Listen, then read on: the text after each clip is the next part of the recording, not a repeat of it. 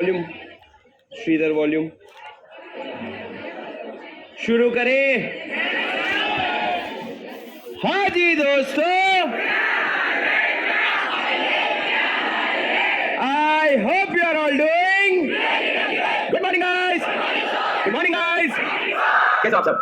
मजे में, जोरदार, शानदार। चलो मेरे साथ 3 बातें रिपीट करोगे, एकदम दिल से बोलोगे, जोर से बोलोगे। सबसे पहला मैं बोलूंगा, फिर तुम बोलोगे। I will study with interest to secure examination in law also. I will give my 200% in this attempt.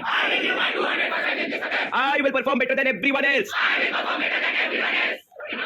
करोगे ना? पक्का? मैडम, क्या आप मैडम है? ये आपकी आवाज में बोली? ओ मैडम, फोन रख दो ना। सुनो, सर आज हम क्या करने वाले? पार्टी? यस।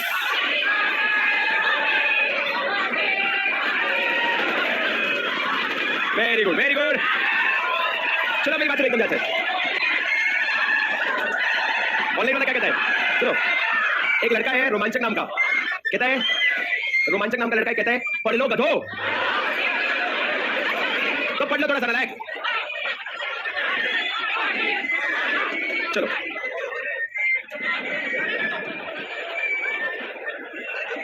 चलो ओके, रोमांचक। चलो मेरी बात सुनो सर, आज की क्लास में क्या करने वाले हैं हम लोग? आज की क्लास में हम लोग शुरू करने वाले हैं बस बस बस बस बस बस बस बस सर, आज की क्लास में शुरू करने वाले एक ब्रांड न्यू चैप्टर जिसका नाम है जनरल क्लॉज एक्ट। सर इस चैप्टर का वेटेज कितना है आपके सिलेबस में? 8 मार्क्स का आपका आने वाला है डिस्क्रिप्टिव, और 2 मार्क्स का ले लो तुम एमसीक्यू, तो कितने हो जाने टोटल? 10 मार्क्स। तो आपके चैप्टर का वेटेज कितना है? 10 मार्क्स का वेटेज है, which is very very very very significant. तो मेरी बात एकदम ध्यान से सुनना राजा। मेरी बात सुनो, जो 2 चैप्टर बचा है ना आपका, जनरल क्लॉज एक्ट और interpretation of statutes, unfortunately it is pure theory. Pure theory in the sense अपने को बहुत प्यार से नोट्स बनाने पड़ेंगे, अच्छे से लिखना पड़ेगा, और जितना अच्छे से लिखा उतना ज्यादा बातें पढ़ने का मन करेगा। तो अपने को क्या करना है? अपने को चीजों को समझने के लिए बहुत ज्यादा डिफिकल्ट नहीं है, ये बहुत बेसिक सेक्शन है, पर आप लोगों को ये समझना पड़ेगा कि हमको याद करने के लिए कीवर्ड्स लिखना पड़ेगा। तो 2 कलर का पेन ले लो, एक ब्लू और रेड। जो भी कीवर्ड्स आपको दिखेगा लिखते वक्त ना ध्यान रखना, जो भी कीवर्ड्स आपको दिखेंगे उसको आप कौन से कलर पेन से लिखोगे? रेड कलर पेन से। जितना प्यारा फेयर नोट्स बनाओगे क्लास में, उतना ज्यादा पढ़ने में मजा आएगा, ठीक है भाई? और मैं हल्के से घूम के नोट्स लिख लूंगा, तो बच्चा मेरे को गंदे नोट्स बनाते हुए दिखा, मेरे को समझ आ जाएगा पढ़ने में उसकी कोई इच्छा है नहीं, पढ़ने में उसकी कोई रुचि है नहीं। और लास्ट बेंच, क्या बात कर रहे हो मैडम? मेरे को भी बताओ ना प्लीज, प्लीज क्या बोले आप उससे? हाँ नहीं, लास्ट बेंच। आवाज अब आवाज नहीं आ रही, बाजू वाले के कान में बोल रहे हो तो मेरे को आवाज आ रही है, पर मेरे को बोल रहे हो तो मेरे को आवाज नहीं आ रही है। हाँ माइक दिलाओ। हाँ जी बोलो, सॉरी क्या बोले? नोट्स मांग रहे थे? नोट्स क्या? नोट्स, अच्छा।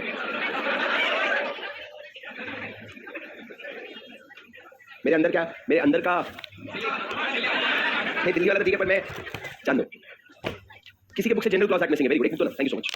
किसी के बुक से कहते हैं जनरल क्लॉज एक्ट मिसिंग है।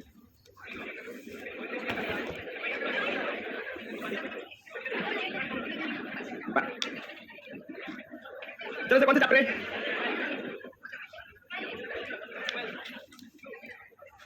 आज sir please general clause act bracket में डालो 8 मार्क्स। सर क्या आप मेरे को बता सकते हो कि जो जनरल क्लॉज एक्ट है ये कौन से साल का बना हुआ पढ़ने वाले हम? हम पढ़ने वाले सन 1897। तुम्हारे पैदा होने के 105 साल पहले की बात है। ये बीड़े भाई के जमाने के, बीड़े भाई के जमाने के बीड़े भाई के जमाने के बीड़े भाई के जमाने की बात है। मतलब आप समझ रहे हो कहां पहुंच गए हम? कहां का एक्ट पढ़ रहे सर? 1897। इसका मतलब सर इसमें आपको जो लैंग्वेज मिलने वाली है, लास्ट बेंच ओए गधे सामने बैठा है, क्यों पिटने का काम कर रहे हो तुम लोग? हाँ, अच्छे से इंसान आके पढ़ाए तो तुमको अच्छा नहीं लगता क्या? वो देखना तेरा दोगला दोस्त, मैं पकड़ते ही बोल दिया सर ये। क्यों भाई? तू, तेरे को क्या चाहिए भाई? उसका तो फिर भी समझ आता है लड़का लड़की, तेरा क्या सीन है भाई? हाँ ऐसे क्या चाहिए तेरे को?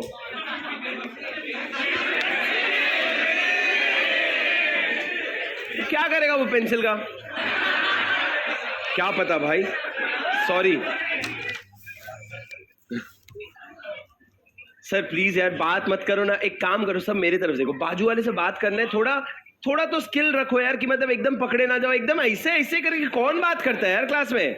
हाँ ये तो इतना पास बैठे हो, मुंह मोड़ेगा ना तो। तूने बोला कुछ, मुंह मोड़ के बोला, उसने मुंह मोड़ लिया सुनने के लिए, तो मेरे को दिक्कत हो जाएगी भाई। ये सब थोड़ी देखने के लिए पैदा हुए हम। इधर आओ, मेरी बात सुनो sir. General clause act, please मेरी बात सुनो ध्यान से। जनरल क्लॉज एक्ट पढ़ेंगे सर। जनरल क्लॉज एक्ट, नाम ही क्या है? जनरल। राजा ये एक्ट को बनाने की जरूरत क्या पड़ी? मतलब एक ऐसा एक्ट बनाया क्यों जिसका नाम है जनरल क्लॉज एक्ट? किसी ने कहा सभी एक्ट का कुछ, किसने कहा? रुक जाओ, किसी ने यहां पे कहा सभी एक्ट का। हाँ जी मैडम बोलिए। हाँ, सभी एक्ट में जो कॉमन चीजें होंगी वो इस एक्ट में डालेंगे, ठीक है, बोलिए।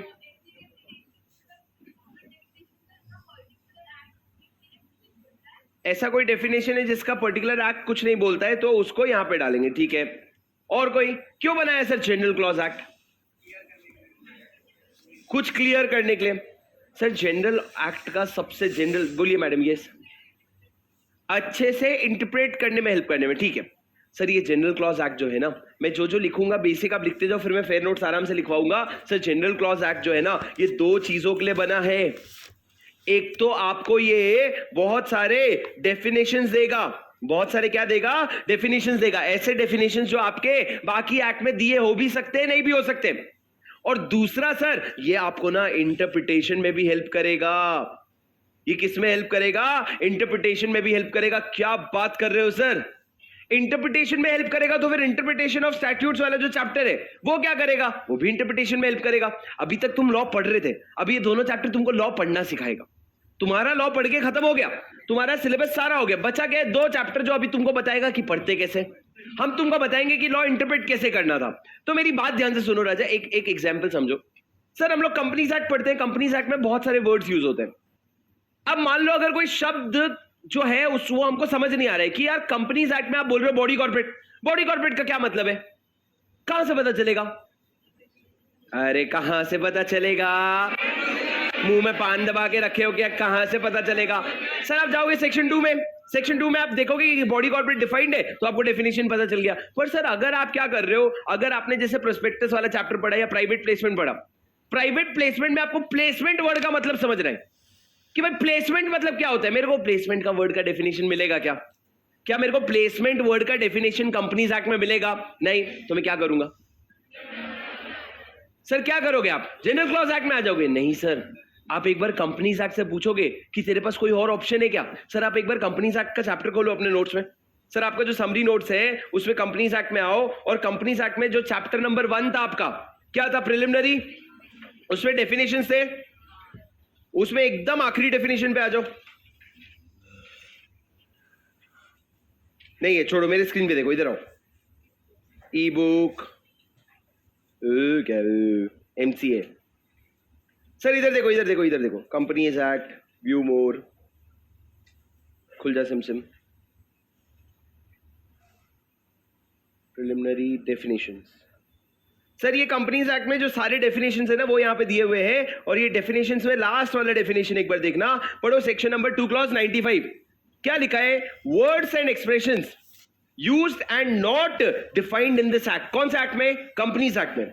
But defined in SCRA, SEBI Act और Depository Act shall have the meaning respectively assigned to them in those acts। मतलब क्या सर? जैसे कि sir for example the word securities, क्या आपके कंपनीज एक्ट में सिक्योरिटीज वर्ड यूज होता है? पर क्या वो डिफाइन होता है? नहीं।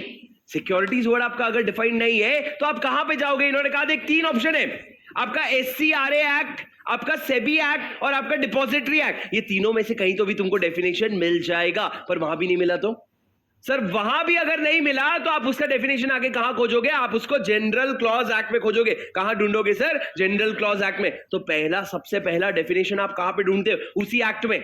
नहीं मिला तो उस एक्ट में किसी सेक्शन एक्ट का रेफरेंस दे रखा होगा, वो रेफरेंस में जाके ढूंढोगे। वहां भी नहीं मिला तो आप कहां पे आके ढूंढोगे? जनरल क्लॉज एक्ट में। तो सर ये हो गया पहला कि हम डेफिनेशंस डाल देंगे, ताकि सर बहुत बेसिक डेफिनेशन, जैसे कि यार इमूवेबल प्रॉपर्टी क्या होती है। अब इमूवेबल प्रॉपर्टी थोड़ी ना हर एक्ट डिफाइन करता बैठेगा, जहां पे जरूरत है, जैसे इनकम टैक्स में जरूरत है कि भैया एग्जैक्टली डिफाइन कर प्रॉपर्टी क्या होती है, पर इन कंपनीज एक्ट में जरूरत नहीं है। तो हमने बोला कहां पे डाल देंगे डेफिनेशन? हम उसको डाल देंगे जनरल क्लॉज एक्ट में। अरे सुन रहे हो क्या?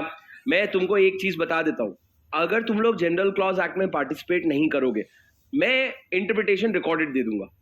क्योंकि भैया कट्टर थियरी है, अगर मेरे को लगेगा तुम लोग रिस्पॉन्ड नहीं कर रहे हो तो क्यों कर रहे हैं हम? फिर तुम ये समझो इट इज लेजिट थियरी। अगर तुम लोग रिस्पॉन्ड नहीं करोगे, तुम लोग इसको ध्यान से याद करने की कोशिश नहीं करोगे, ये आप ये समझ लो, कंपनीज एक्ट में मेरा एफर्ट 200, तुम्हारा एफर्ट 50 लगता था। यहां पे मेरा एफर्ट 200, तुम्हारा एफर्ट 200 लगेगा, तब जाके 50% मार्क्स आएंगे इसमें। तो प्लीज अपना एफर्ट बढ़ाओ। अगर मेरे को ऐसा लगा पार्टिसिपेट नहीं कर रहे हो, बस निपटाए जा रहे हो, तो निपटाना ही है तो इंटरप्रिटेशन ऑफ स्टैट्यूट एक दिन में निपटा देंगे। पर मेरी बात सुन लो प्लीज, ध्यान से सुन लो, ये भैया दोबारा कोई नहीं आने वाला पढ़ाने के लिए, कोई नहीं समझाने वाला इसको, और चले जाएंगे पानी में 8 मार्क। क्यों करना है अपने को? सुन लो मेरी बात सर पहला मैंने क्या कहा, डेफिनेशन, अगर वहां कुछ नहीं दिया होगा तो वो कहां दिया होगा, यहां दिया होगा। दूसरा सर इंटरप्रिटेशन, मैंने आपको पहली क्लास में समझाया था सर। एक लड़ाई हुई थी, क्या, एक लड़की थी, उसने बहुत बड़ी कंपनी की डायरेक्टर बन गई, वो बहुत बड़ी कंपनी की क्या बन गई, डायरेक्टर बन गई। अब सर वो डायरेक्टर बन गई, डायरेक्टर बनने के बाद वो क्या करे जा रही है, कंपनी में फ्रॉड किए जा रही है, फ्रॉड किए जा रही है, फ्रॉड किए जा रही है। अब सर उसका फ्रॉड पकड़ में आ गया और उसको कहां पे लेके चले गए, कोर्ट में लेके चले गए। कोर्ट में जज साहब ने पेनल्टी पड़ी 447 की, कहता है he shall be liable for a fine which shall be up to 3 times the amount of fraud and jail minimum 6 months maximum 10 years। तो उन्होंने सजा सुनाई कि आप जेल जाओगे, आप 1 साल के लिए जेल जाओगे और आपको इतना फाइन देना पड़ेगा। तो मैडम पागल जैसे हंसने लग गई, हाँ जैसे कुछ बच्चे नहीं हंसते वैसे, हाँ वेरी गुड, हाँ। तो वैसे क्या वो हंसने लग गई एकदम पागल जैसे, हंस रही है जज पे, तू अपना डिग्री वापस कर दे, तुमसे नहीं हो पाएगा, ऐसा बातें कर रही है। बोले जज साहब एकदम कंट्रोल करके बोले क्या हुआ मैडम? बोले आप ढंग से पढ़ो, मेरे को बताओ लॉ को इंटरप्रेट करने का तरीका क्या होता है। लॉ में लिखा है, लॉ को आप लिटरली इंटरप्रेट करोगे। लिटरली इंटरप्रेट मतलब जो लिखा है जो का त्यों, मतलब जैसा लिखा है वैसा पढ़ोगे। लिखा है he shall be liable for a fraud, मैं कौन हूं, शी, मानो मेरी बात, मैं बोल रहा हूं मैं कौन हूं, शी। तो भैया उस केस में क्या होगा, उस केस में क्या होगा सर? जज का तो मोई मोई हो गया। जज क्या बोले, भाई अब मैं क्या करूं, ये बात तो सही कह रही है, लॉ में क्या लिखा है ही, और ये कौन है, शी। तो भैया इस हिसाब से सारे शी बच जाएंगे। तो क्या आप बैठ करके ही स्लैश शी करते रहे क्या?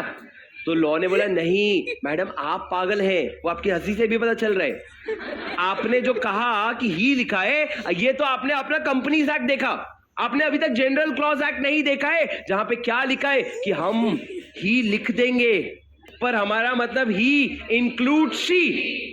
अरे वेरी गुड, बहुत अच्छी बात हुई, ये तो बहुत बढ़िया। अब सर जैसे ही ये केस लॉ हुआ, ही इंक्लूड शी, वेरी गुड, अगले 1 हफ्ते के अंदर कोर्ट में एक और केस, क्या चुप क्या, शैल नहीं हट। सर सुनो तो, तुम सुनो तो, तुम सुनाओ, तुम पढ़ाओ नहीं, तुम पढ़ो, मैं पढ़ाएगा तुम पढ़ो, ठीक है? सुनो मेरी बात। सर 1 हफ्ते के अंदर केस, एक लड़की ने जाके केस ठोका, बोले क्या, मेरे पापा की प्रॉपर्टी में मेरा भी अधिकार है, मेरे 2 भाई और मैं हूं, हम 3 लोग हैं, प्रॉपर्टी का बंटवारा 3 हिस्सों में होना चाहिए। सर तब तक जो एक्ट था ना, उसमें लड़कियों को प्रॉपर्टी का हिस्सा नहीं मिलता था, तब तक सिर्फ लड़कों को प्रॉपर्टी का हिस्सा मिलता था, लड़कियों को नहीं मिलता था। तो उसने जा करके कोर्ट में यह केस कर दिया इस जजमेंट के बेसिस पे कि भैया जब ही इंक्लूड शी तो मेल इंक्लूड्स फीमेल। आपके एक्ट में लिखा है that the property of a person shall be transferred to the male descendant, तो मेल इंक्लूड्स फीमेल, तो मेल डिसेंडेंट को जाएगा तो हमारा भी हक बनता है। तो कोर्ट ने बोला ना ना ना मैडम आप गलत समझ रहे हो, he will include she, but जहां लॉ का इंटेंशन है कि मेल डिसेंडेंट, तो वहां पे आप फीमेल को इंक्लूड नहीं कर सकते।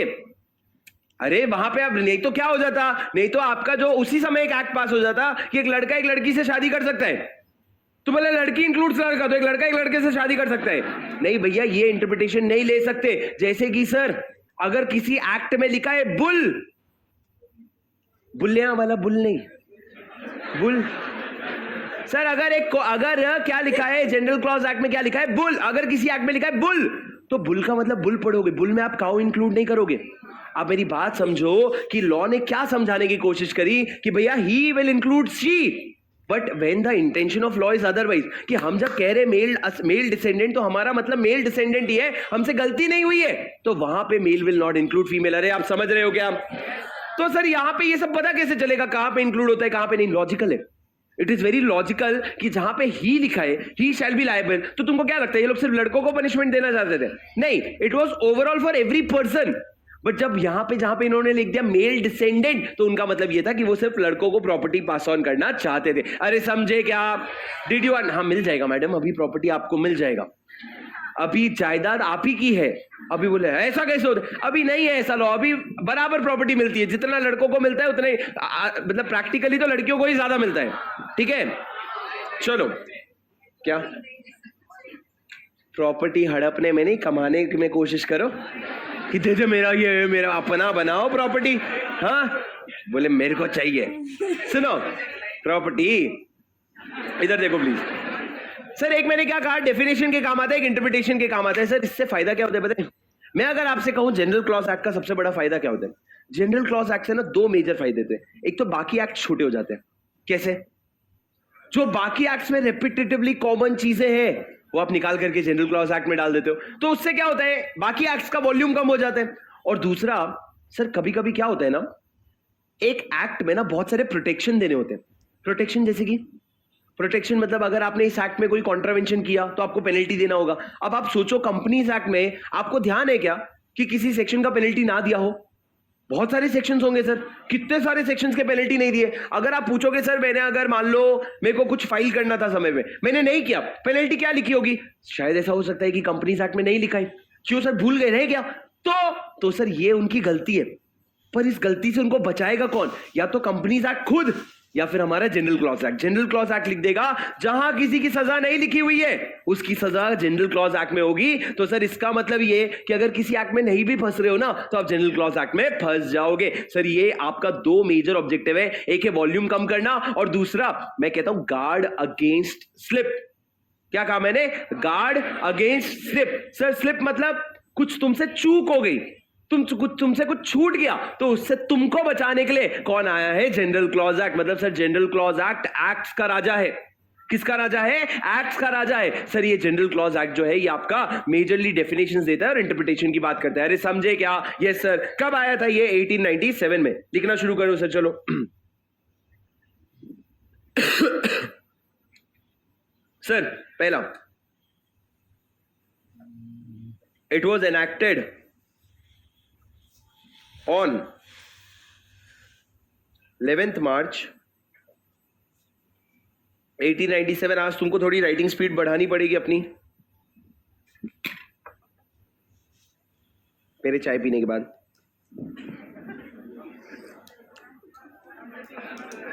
हाँ आराम से पियो। अच्छा बेटा, हाँ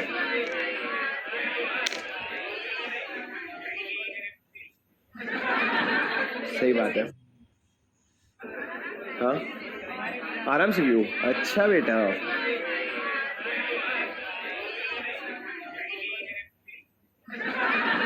सही बात है। कर ले प्रैक्टिस जरूरत पड़ती है। Object of the act,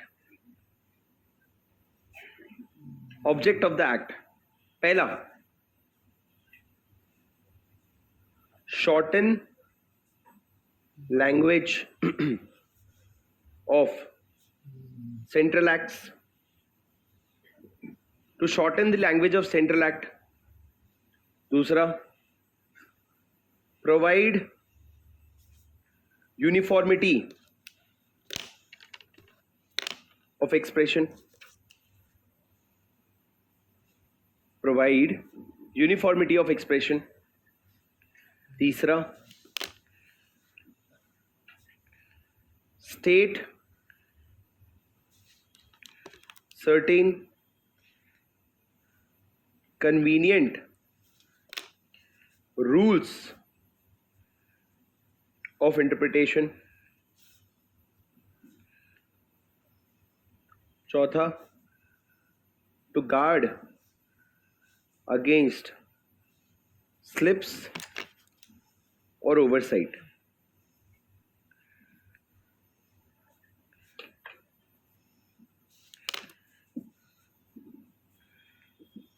Taranjit पूछ रहे हैं स्क्रिबल या फेयर?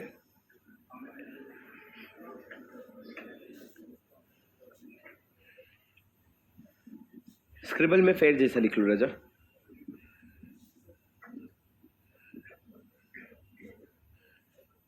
सर ये 4 पॉइंट में से कीवर्ड पहले एक एक समझ करके हाईलाइट करते हैं। पहला क्या है? To shorten the language of law. क्या कर रहे हो आप? लैंग्वेज को शॉर्टन कर रहे हो। शॉर्टन मतलब सर आप क्या कर रहे हो? आप बेसिकली बाकी एक्ट्स को छोटा कर रहे हो। कैसे? उनके जो कॉमन पॉइंट्स हैं उनको निकाल करके यहां लिख दोगे आप। दूसरा, provide uniformity of expression. Sir uniformity मतलब क्या? मतलब सर कैसे? फॉर एग्जाम्पल कुछ चीजें जैसे कि फॉर एग्जाम्पल इमूवेबल प्रॉपर्टी का डेफिनेशन है, हर एक्ट में डिफाइन नहीं कर सकते, और हर एक्ट का अलग अलग नहीं हो सकता। जब आपने सबका निकाल करके कॉमन इस एक्ट में डाल दिया तो क्या हो जाता है, यूनिफॉर्म हो जाता है। तो ये एक्ट से क्या होता है, यूनिफॉर्मिटी आती है। बहुत सारे प्रोविजंस की क्या आती है, यूनिफॉर्मिटी आती है, मतलब इट रिमेन्स यूनिफॉर्म। तीसरा, state certain convenient rules of interpretation. क्या बताते हो सर आप, रूल्स ऑफ इंटरप्रिटेशन बताते हो। जैसा कि मैंने बोला, he shall include she is a convenient rules of interpretation. और चौथा, to guard against slips. Guard against slips मतलब मैंने तुमको समझाया ना, गार्ड अगेंस्ट स्लिप्स मतलब अगर आपसे कोई गलती की माफी लिखनी रह गई, अगर सर बहुत सारी चीजें होती है सर, गार्ड अगेंस्ट स्लिप्स मतलब सिर्फ गलती की माफी नहीं है। एक एक्ट में ना जैसे एक बेसिक चीज लिखनी होती है, क्या समझना। हेलो सर, फॉर एग्जाम्पल मेरी बात ध्यान से सुनना, फॉर एग्जाम्पल कंपनीज एक्ट में तो ऐसा नहीं होता। फॉर एग्जाम्पल तुम ये समझ लो, for example income tax act में मेरे ऊपर इन्वेस्टिगेशन शुरू हो गया। क्या शुरू हो गया, इन्वेस्टिगेशन। अब इनकम टैक्स एक्ट में लिखा है कि जो असेसिंग ऑफिसर है जो इन्वेस्टिगेशन करेगा, वो मेरे को 60 डेज का टाइम के अंदर करके देगा इन्वेस्टिगेशन। मतलब वो मेरा इन्वेस्टिगेशन 60 दिन के अंदर करेगा। कितने दिन के अंदर, 60 दिन। पर सर अगर समझो 60 दिन के बीच में मेरे ऊपर एक स्टे ऑर्डर आ गया और उसके ऊपर एक स्टे ऑर्डर आ गया। स्टे ऑर्डर मतलब रुक जाओ भाई, अभी ये सब चीजें मत करो, बाकी कुछ और चीजें चल रही है, तुम ये सब चीजें अभी मत करो। जो इन्वेस्टिगेशन करेगा वो मेरे को 60 डेज का, इनकम टैक्स एक्ट में मेरे ऊपर इन्वेस्टिगेशन शुरू हो गया। क्या शुरू हो गया, इन्वेस्टिगेशन। अब इनकम टैक्स एक्ट में लिखा है कि जो असेसिंग ऑफिसर है जो इन्वेस्टिगेशन करेगा, वो मेरे को 60 डेज का टाइम के अंदर करके देगा इन्वेस्टिगेशन। मतलब वो मेरा इन्वेस्टिगेशन 60 दिन के अंदर करेगा। कितने दिन के अंदर, 60 दिन। पर सर अगर समझो 60 दिन के बीच में मेरे ऊपर एक स्टे ऑर्डर आ गया और उसके ऊपर एक स्टे ऑर्डर आ गया। स्टे ऑर्डर मतलब रुक जाओ भाई, अभी ये सब चीजें मत करो, बाकी कुछ और चीजें चल रही है, तुम ये सब चीजें अभी मत करो। तो सर अगर 60 दिन का टाइम लॉ में लिखा था, बीच में अगर 15 दिन का स्टे ऑर्डर लग गया तो 15 दिन तो इसका काम रुक गया, तो इसको 15 दिन का एक्सटेंशन मिलना चाहिए। अरे क्या एक्सटेंशन मिलना चाहिए क्या? लॉजिकली तुम सोचो, अगर मैं तुमको 7 दिन में बोलूं 7 दिन में इसका एक फेयर नोट बना के लाओ, और उसमें तुमको अगर विशाल सर ये कह दे कि 3 दिन खबरदार तुम लॉ पढ़े हो, तो और अगर हमने कहा ऑफ कोर्स विशाल सर ने बोला है तो अपने को मानना पड़ेगा, तो 3 दिन अपन ने लॉ नहीं पढ़ा, तो भैया तो जो तुमको 7 दिन का टाइम मिला था उसमें 3 दिन का एक्सटेंशन मिलेगा कि नहीं? हाँ सर ये बात यूजुअली एक्ट में लिखी होती है कि अगर इन्वेस्टिगेशन 60 दिन में होना था पर बीच में स्टे ऑर्डर लग गया तो आपको उतने दिन का एक्सटेंशन मिल जाएगा। पर अगर मैं लिखना भूल गया तो कोई बात नहीं भैया, ये तेरे से गलती है, ये तेरी ओवरसाइट है, तेरे को कौन संभाल लेगा? तेरे को जनरल क्लॉज एक्ट संभाल लेगा। अरे सुन रहे हो क्या? पक्का? तो सर 4 चीजें, देखो ये 4 चीजें क्या है, सर्ज। सर आप यू समझ रहे हो, ई का कुछ भी नहीं है पर इसका शॉर्टकट क्या हो गया, सर्ज। सर्ज, एस मतलब क्या है, to shorten, you to provide uniformity, R to, अरे to provide for convenient rules of interpretation, and G to guard against slip. Sir एक बार याद करो फटाफट।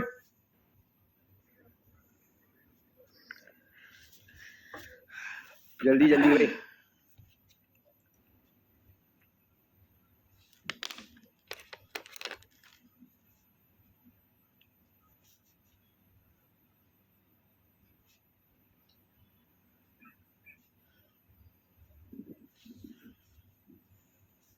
शुगर कैसा रहेगा वो भी कर ले भाई, शुगर कर ले, तेरी मर्जी। अब नया नया मत बनाओ भाई तुम लोग। ये एक और बनाया, देखो कहते हैं सर्जी। सर्जी, सुनो सर मेरी बात सुनो, सुनो सुनो सुनो सुनो मेरी बात सुनो। ये आप लोग जो भी सर्ज याद कर लो, सर्जी याद कर लो, पर अपने को 4 पॉइंट है सर। ये 4 पॉइंट बहुत इंपॉर्टेंट है, कतई एग्जाम में नहीं पूछता, पर ठीक है बहुत बेसिक है। पर सर आपको समझ आ गया क्या? Yes sir. ये हमारे जनरल क्लॉज एक्ट का 0.001% भी खत्म होना बाकी है अभी, ठीक है। ये बेसिक इंट्रोडक्शन हो गया राजा। आप मेरी बात ध्यान से सुनो। सबसे पहले ये समझो सर, ये एक्ट किसको एप्लीकेबल होता है? सर ये एक्ट किसको एप्लीकेबल होता है? सर एक्ट किसको एप्लीकेबल होता है बताओगे? सर मेरे को बताओ, हम लोग जब कंपनीज एक्ट की बात करते हैं, या फिर वो छोड़ो, जब हमने फेमा की बात करी थी तो हमने क्या लिखा था? FEMA applies to the whole of India and to branch office और एजेंसी आउटसाइड इंडिया ओन्ड और कंट्रोल्ड बाय अ पीआरआई। वैसे ही सर आप कोई भी एक्ट की बात, जैसे जीएसटी एक्ट किसको अप्लाई करता है? To the whole of India, territorial water, territorial, वो सब रहते हैं। मतलब सर हम एप्लीकेबिलिटी कैसे डिफाइन करते हैं? लोकेशन के बेसिस पे, कि इंडिया में आएगा, इंडिया में जम्मू कश्मीर में नहीं आएगा, ऐसा ऐसा करके डिफाइन करते हैं। ये एक्ट ऐसे नहीं डिफाइन होता है। ये एक्ट जो है ना, ये कंट्रीज को अप्लाई नहीं होता है, ये एक्ट जो है दूसरे एक्ट्स को अप्लाई होता है। So this applies to central acts. Central acts मतलब सर जो पार्लियामेंट ने अप्रूव किया है। अरे किसने? जो पार्लियामेंट ने अप्रूव किया है। जैसे कंपनीज एक्ट, जब पार्लियामेंट एक एक्ट को अप्रूव करते हैं तो उसको हम क्या कहते हैं? Central act. तो भैया जो सेंट्रल एक्ट है ना, उनको क्या अप्लाई करते हैं? General clause act. पर सर सुनो ना, आपको मैं एक बात बताता हूं, आपका जो पार्लियामेंट है वो तो 1950 के बाद आया है। पार्लियामेंट जो है वो 1950 के बाद आया है, पर 1950 के पहले क्या था सर? 1950 के पहले क्या था? ब्रिटिशर्स थे, और ब्रिटिशर्स जो लाते थे ना उनको ब्रिटिशर एक्ट कहते थे। पर राजा हम लोग आजाद कब हो गए? 1947। 1947 में हम आजाद हो गए। 1947 के पहले ब्रिटिशर्स का राज था। 1950 के बाद हमने पार्लियामेंट बना दिया। पर सर ये बीच में 3 साल क्या था पता है? ये बीच में 3 साल डोमिनियन लेजिस्लेचर था। तुमको पता है क्या? तुमको ये मेरे साथ साथ लिखना है। मेरे को याद नहीं मैंने कब बोला कि ये मत लिखो, मैं ऑरेंज पेन से लिख रहा हूं। ऐसा कुछ मेरे को ध्यान नहीं आ रहा है। बाद में बोलोगे सर कॉपी करने दो ना सर। क्या था सर? ये बीच में डोमिनियन लेजिस्लेचर था 1947 से लेके 1950 के बीच में। क्योंकि सर देखो, ब्रिटिशर्स को 1947 में हकाल दिया।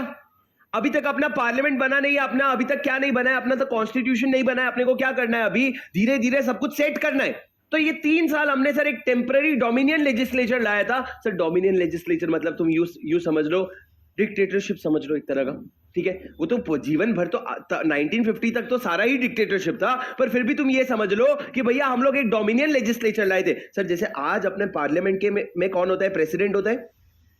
जब भी कोई एक्ट बनता है, पार्लियामेंट से अप्रूव होता है, उसके बाद किसके पास जाता है? प्रेसिडेंट के पास। सर पहले कौन होता था पता है? 1950 के पहले कौन होता था? 1950 के पहले होता था governor general council, governor general in council, governor general in council. Sir जो आज प्रेसिडेंट है उसको पहले हम क्या कहते थे? Governor general in council.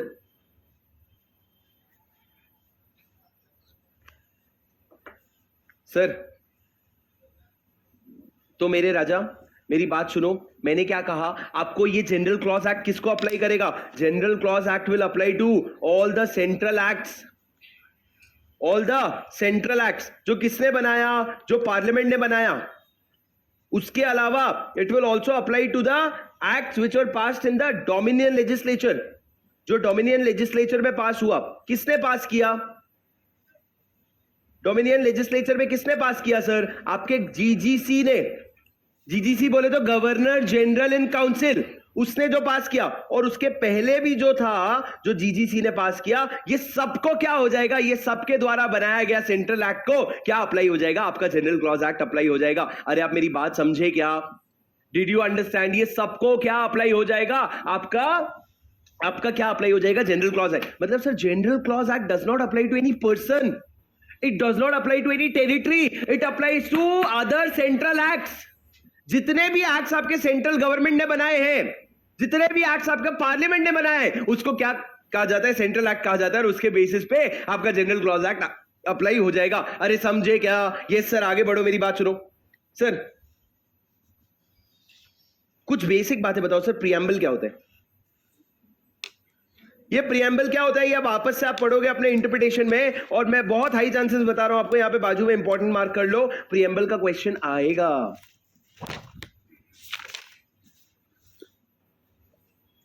Sir मेरे को बताओ प्रीएम्बल क्या होता है? सर प्रीएम्बल वो चीज होती है जो कुछ एक्सप्रेस करता है। क्या एक्सप्रेस करता है? ये एक्सप्रेस करता है स्कोप क्या है, ऑब्जेक्ट क्या है, पर्पस क्या है। स्कोप, ऑब्जेक्ट और पर्पस ऑफ द एक्ट, इसको हम कहते हैं SOP of the act. SOP मतलब स्कोप, ऑब्जेक्ट और पर्पस ऑफ द एक्ट, कि एक्ट बनाने का इरादा क्या था।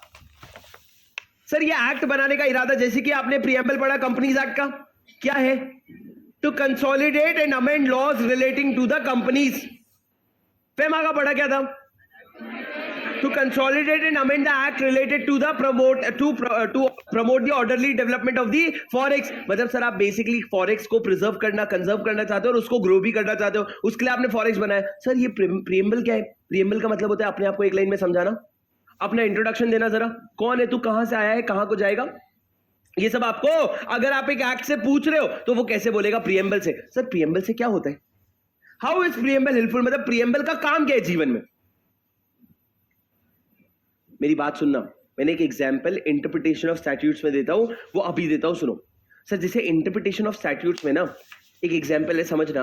आपका जो हिंदू मैरिज एक्ट, क्या हिंदू मैरिज एक्ट, वो कहता है an Hindu individual may get married to other Hindu individual. A Hindu individual मतलब एक हिंदू इंसान किसी और हिंदू इंसान से शादी कर सकता है, पर बीच में क्या लिखा है, मे। अब सर आपको क्या समझना है, ये मे कैसे लिख दिया भाई? इसका मतलब क्या हिंदू नॉन हिंदू से भी शादी कर सकता है, और क्या इसको लॉ लीगलाइज कर रहा है? हम कर सकते नहीं करते हैं वो छोड़ो, पर क्या लॉ लीगलाइज कर रहे हैं? क्योंकि लॉ में क्या लिखा है, Hindu may get married to a Hindu. May कैसे लिख दिया तुमने? और तुम बोलोगे सर मे इंक्लूड शैल। नहीं भैया, तू प्रूफ कैसे करेगा यहाँ पे मे का मतलब शैल है? सर तो उन्होंने क्या किया, उन्होंने जाके प्रियम्बल पढ़ा, और प्रियम्बल में क्या लिखा था, हिंदू मैरिज एक्ट क्यों बना है? To govern the laws related to Hindu marriages, to govern the law related to Hindu marriages. मतलब आप हिंदू मैरिज की बात कर सकते हो, नॉन हिंदू की बात कर ही नहीं सकते। तो इसीलिए उन्होंने इंटरप्रिटेशन लिया कि भले हमने मे लिखा है पर उसको शैल माना जाएगा। क्यों? क्योंकि प्रियम्बल को देख के समझ आता है कि लॉ का इंटेंशन हिंदू लोगों को गवर्न करना था, नॉन हिंदू को गवर्न करना नहीं था। अरे आप मेरी बात सुन पा रहे हो क्या? तो भैया उसी पॉइंट ऑफ व्यू से प्रियम्बल का काम क्या होता है, ये आपको ना लॉ का इंटेंट बताता है। कल को अगर कभी भी एम्बिग्विटी आई, कौन आई, कौन है ये? कंफ्यूजन। वही पड़ोस वाली। अरे नहीं पता तुमको? अरे एम्बिग्यूटी मतलब क्या, अनक्लैरिटी, वेगनेस। अगर कंफ्यूजन हुआ तो आप क्या करोगे, आप एक्ट के किसको रेफर करोगे, आप एक्ट के स्कोप को, प्रियम्बल को रेफर करोगे, और आपको समझ आ जाएगा अच्छा इंटेंट ऐसा था ना, तो उसके बेसिस पे आप इंटरप्रिटेशन निकालोगे। सुन रहे हो क्या सर? ये एक बेसिक पॉइंट था, आगे लिखो। In case of ambiguity,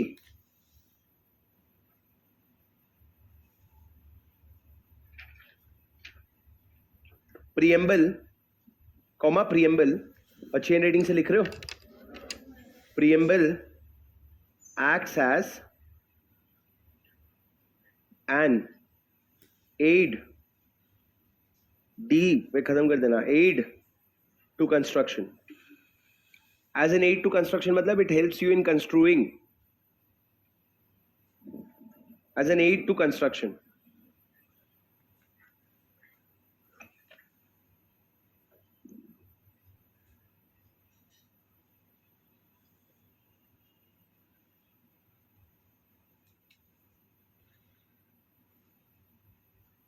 check check check check. Sir समझे क्या? अरे क्या बच्चों वाली बातें चल रही है भाई, आगे बढ़ते चलो sir. Note, preamble cannot override the provisions of act. Preamble cannot override the provision of the act, मतलब ये एक्ट से आगे नहीं है। यार मैं तुम लोगों को सही में बताऊं क्या रजा, मेरे सामने मेरा स्ट्रीमिंग चल रहा है और लैग नहीं है।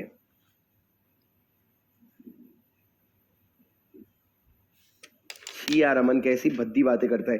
सर क्या लिखा है, preamble can not extend the provision of act, can not override. मतलब क्या सर? मान लो अगर हिंदू मैरिज एक्ट में असल में लिख देता कि Hindu can marry any non Hindu, अगर मान लो सच में लिख देता that Hindu shall marry a non Hindu, साफ साफ लिखा है नॉन हिंदू, तो आप ये नहीं बोल सकते नहीं नहीं नहीं नहीं प्रियम्बल में तो क्या लिखा है कि हम हिंदू के लॉ को गवर्न करेंगे, किसी और को गवर्न नहीं करेंगे। आप ऐसा नहीं लिख सकते, आप ऐसा नहीं बोल सकते। प्रियम्बल का काम होता है हल्का फुल्का डायरेक्शन दे दे, पर वो ओवरराइड नहीं कर सकता। वो इंपॉर्टेंट है पर वो ओवरराइड नहीं कर सकता। अरे आप मेरी बात समझ रहे हो क्या? हाँ सर आगे बढ़ो। सर डेफिनेशंस, आपको अगर किसी शब्द का डेफिनेशन ढूंढना है कैसे ढूंढोगे? सर सबसे पहला तो वो डिफाइंड होता है रिस्पेक्टिव एक्ट में, सबसे पहला तो वो डिफाइंड होता है इन रिस्पेक्टिव एक्ट, सबसे पहला तो वो डिफाइंड होता है रिस्पेक्टिव एक्ट। पर अगर नहीं हो तो वो रेफर करता है, सुन के लिख लो, रेफर करता है टू अदर स्टैट्यूट्स। हाँ राजा सुन के लिख लो, सुन के। मैंने बोला दो पार्ट में डिवाइड किया मैंने डेफिनेशन को। ऊपर मैंने बोला defined in the respective act, और फिर नीचे मैंने लिखा refers to other statute. Refer to other statutes. Example bracket में लिखना है example E.G. Example, Companies Act refers to SCRA, SEBI and Depositories Act. ये आपने देखा क्या अभी? Companies Act refers to SCRA, SEBI and देख के लिखो एंड कितना धीरे धीरे लिखता हूं एंड डिपॉजिटरी एक्ट. ठीक है, बंद नहीं होने देना भाई अभी 2 मिनट कम से कम. एंड डिपॉजिटरी एक्ट समझे क्या? और अगर सर मान लो किसी और एक्ट का रेफरेंस भी नहीं दिया हुआ है तो इफ नॉट डिफाइंड, अगर डिफाइंड भी नहीं है और रेफर्ड भी नहीं है तो आप कहां पे जाओगे? तो आप जाओगे GCA. Very good. कितने बच्चों वाली बात है भाई, है कि नहीं सर?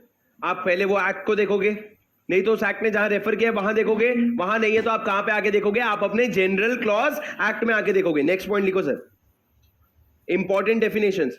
और प्लीज भाई लोग मेरे साथ साथ लिख लो. एक सेकेंड में ना इसको शिफ्ट करता हूं मेरे दूसरे नोट में, वरना तुमको मैं दे नहीं पाऊंगा. फालतू का स्क्रिबल करके जाते हो तुम लोग ना स्क्रीन पे. इधर आओ सर, लिखो important definition. Important definition.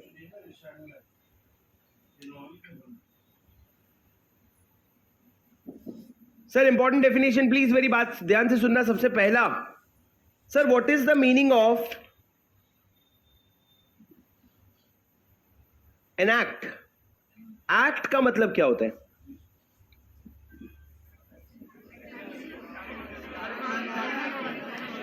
Shahrukh Khan वाला. हाँ, एक्ट का मतलब क्या होता है सर? एक्ट और एक्ट में क्या फर्क होता है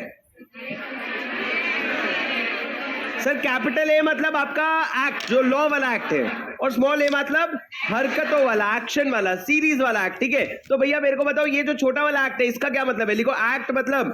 सर एक्ट तुम शाहरुख खान वाला एक्शन तो बोल दिए. कौन था बकरी? तो बकरी जैसी आवाज क्यों निकाला भाई? सुनो मेरी बात. सर एक्ट का मतलब, मेरे को एक बात बताओ, अगर मैं किसी ऑफेंस से रिलेटेड बात करूं तो एक्ट का मतलब क्या है? Murder is an act, pocket मारना इज एन एक्ट, आप कोई भी गलत काम कर रहे हो, it is all an act. उसके वजह से आप क्या होते हो? आप लायबल होते हो. और आप ऑफेंस करते हो तो आप लायबल होते हो, और लायबल होने के बाद आपको पनिशमेंट होता है. तो यहाँ पे एक्ट जो है ना, हम वो शाहरुख खान वाला नहीं, हम ऑफेंस से रिलेटेड एक्ट की बात करने वाले हैं. तो लिखो act with respect to offence और civil wrong. Act with respect to offense or civil wrong includes a series of act including illegal omission. Keyword है सर इसमें series of act. Keyword क्या है? series of act.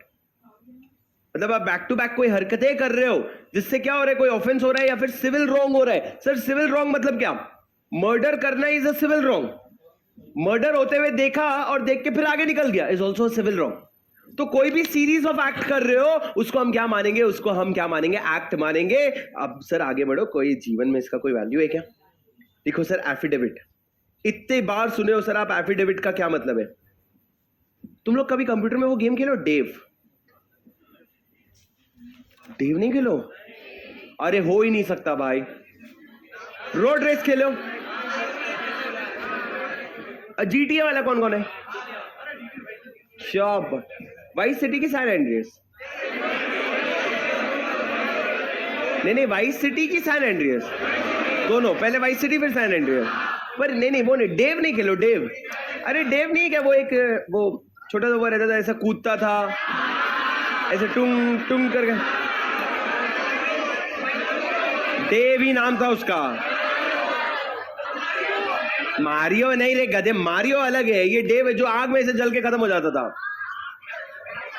छोड़ दो, तुम road race करो। सुनो मेरी बात सर, इधर देखो मेरे को, उसका यहाँ पे बहुत ज्यादा, उसका डेव का और इसका कनेक्शन बहुत ज्यादा नहीं है, बिल्कुल भी नहीं है, बहुत ज्यादा क्या। मेरे को ऐसे ही भद्दा सा याद आ गया एफिडेविट देख के, तो मैं पूछ लिया। सुनो मेरी बात, अब मैं जाओ ऐसी बात ही नहीं करूंगा, अब मैं सिर्फ लिख दूंगा चुपचाप। सुनो,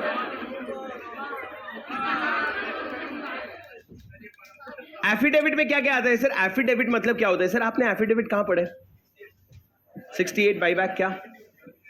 डिक्लेरेशन ऑफ सॉल्वेंसी देगा तो वो एफिडेविट, अच्छा जो डायरेक्टर है वो एक एफिडेविट देंगे कि हमने पूरी इंक्वायरी कर ली है और हमारे हिसाब से कंपनी अगले 1 साल तक इंसॉल्वेंट नहीं होने वाली, ये बाय वे ऑफ एफिडेविट देंगे sir, by way of affidavit. उसके अलावा सर कहां आता था? बेसिक में जाओ, इनकॉर्पोरेशन में जाओ। जब आप सेक्शन नहीं पेज पलटाने की जरूरत नहीं, दिमाग के पन्ने पलटाओ सर। आप जब सेक्शन नंबर 7 में इतने सारे डॉक्यूमेंट्स लेके जा रहे थे तो आपको बहुत सारे डिक्लेरेशन देने पड़ते थे।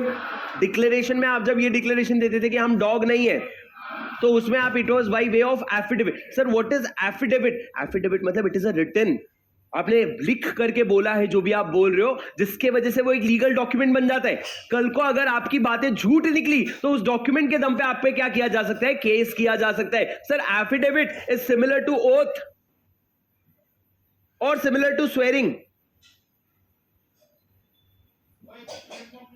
मजे की बात देखना सर, आप ओथ बोल लो, आप स्वेरिंग बोल लो, आप एफिडेविट बोल लो, सर ये तीनों चीज भी क्या होती है? ये आपकी एफिडेविट होती है। सर एफिडेविट मतलब क्या? इट इंक्लूड्स एन अफर्मेशन और डिक्लेरेशन। या तो आप अफर्मेशन ले रहे हो या डिक्लेरेशन ले रहे हो, क्या? By person allowed by law to affirm or declare instead of swearing.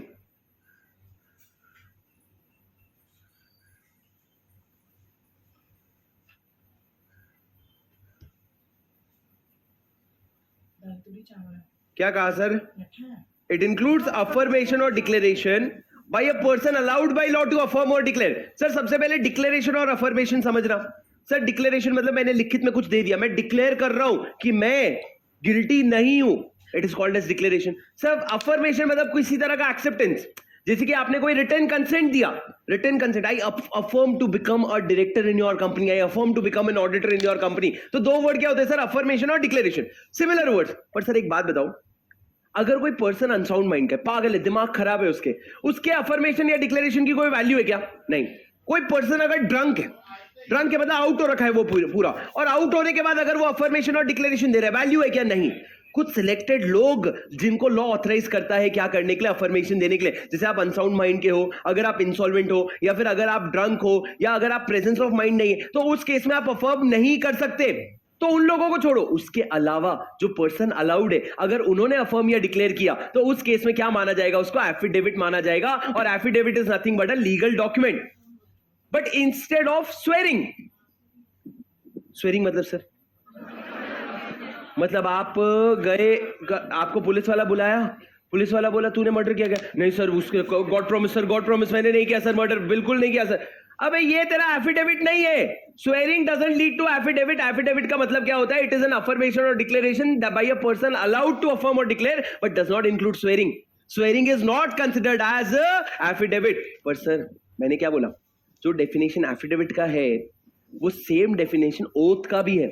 आपको पता है एग्जामिनेशन ऑन ओथ, गीता पे हाथ रख के कसम खाता हूं सर, उसमें भी आप क्या करते हो? अफर्म या डिक्लेयर करते हो, बस वो रिटर्न में नहीं होता।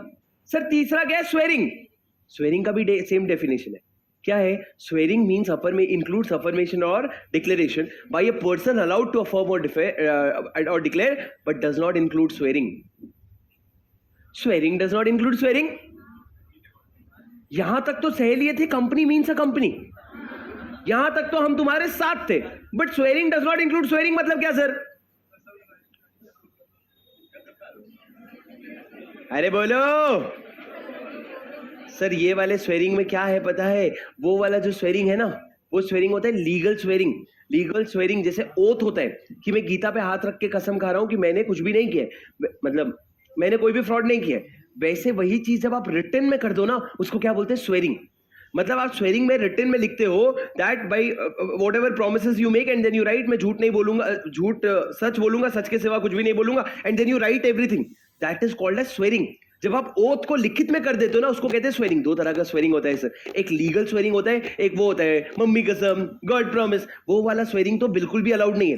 कौन सा वाला स्वेरिंग? जो आप प्रोमिसेस कर रहे हो, ऐसा फेक प्रोमिसेस। सर कौन सा स्वेरिंग अलाउड है? जो आप लीगल डॉक्यूमेंट्स में करते हो, वो स्वेरिंग अलाउड है। तो मेरी बात सुनना, swearing does not include swearing. मतलब क्या? लीगल डॉक्यूमेंट्स वाला स्वेरिंग अलाउड है, पर ये वाला स्वेरिंग अलाउड नहीं है। तो सर आप ये समझो कि अपने को ज्यादा दिमाग लगाना ही नहीं है। 3 शब्द है जिसका मतलब सेम है। आपका एफिडेविट, ओथ, स्वेरिंग। डेफिनेशन बहुत सिंपल है, वेयर इंक्लूड्स अफर्मेशन और declaration by a person allowed to affirm or declare instead of swearing। अरे समझे क्या तुम मेरी बात? यस सर, आगे बढ़ो। मजेदार चैप्टर है, मजे ही आ रहे। अब हम पढ़ेंगे सर दुनिया